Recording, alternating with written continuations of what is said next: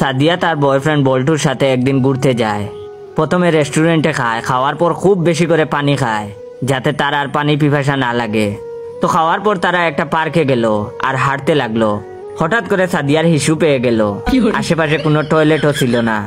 আবার তার বয়ফ্রেন্ড বল্টুকেও বলতে লজ্জা লাগছিল, তাই কিছু না বলে চুপ করে বসে রইল। কিন্তু কিছুক্ষণ পরই হলো বিপত্তি। সাদিয়া আর বসে থাকতে পারলো না, তাস করে দাঁড়িয়ে পড়লো। তখন তার বয়ফ্রেন্ড বলল, দাঁড়ালে কেন, বসো। তখন সাদিয়া বলল, অনেকক্ষণ বসেছিলাম তো, তাই পা ব্যথা করছে, তাই একটু দাঁড়িয়ে থাকি। সেখানেই যদি সব শেষ হয়ে যেত তাহলেই তো হতো। সাদিয়া কাচুমুচু হয়ে পা নাড়াচাড়া করা শুরু করলো। বল্টুও এবার দাঁড়িয়ে পড়লো আর বলল, কি হয়েছে তোমার, বলো তো, আমার কিন্তু ভয় লাগছে। সাদিয়া নিজেকে কন্ট্রোল করতে না পেরে দৌড়ানো শুরু করলো।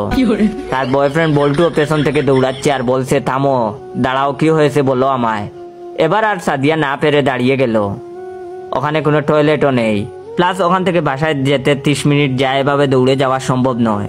আবার তার পানির পিপাসাও লেগে গেছে। কোনো কিছু না ভেবেই পানি খেয়ে নিচের দিকে তাকিয়ে দেখলো, অজান্তেই কখন হিসু করে দিল। ততক্ষণে তার বয়ফ্রেন্ড বল্টু কাছে চলে এসেছে, তাই সাথে সাথে সাদিয়া বোতলের পুরো পানি জামার উপর ঢেলে দিল, যেন তার বয়ফ্রেন্ড বল্টু কিছু বুঝতে না পারে। তখন বল্টু এসে বলল, এ কি, পাজামা ভিজলো কিভাবে? তখন সাদিয়া বলল, পানি খেতে গিয়ে পড়ে গেছে, তাড়াতাড়ি বাসায় চলো। তখন বল্টুও বলল, আচ্ছা চলো। বাসায় এসে তার খুব শান্তি লাগলো। বল্টু কিছুই বুঝতে পারলো না ভেবে কিছুক্ষণ পর ফোন হাতে নিয়ে দেখলো বল্টুর মেসেজ। হিসু পেয়েছিল বললেই পারতে, এভাবে দৌড়াদৌড়ি করে শেষে জামার উপরে হিসু করে আবার পানি ডালার কি দরকার ছিল? এটা দেখার পর সাদিয়া লজ্জায় 7 দিন বয়ফ্রেন্ডের সাথে কথা বলে নাই। এখনো মিট করতে গেলে বল্টু বলে, কি হিসু পেয়েছে?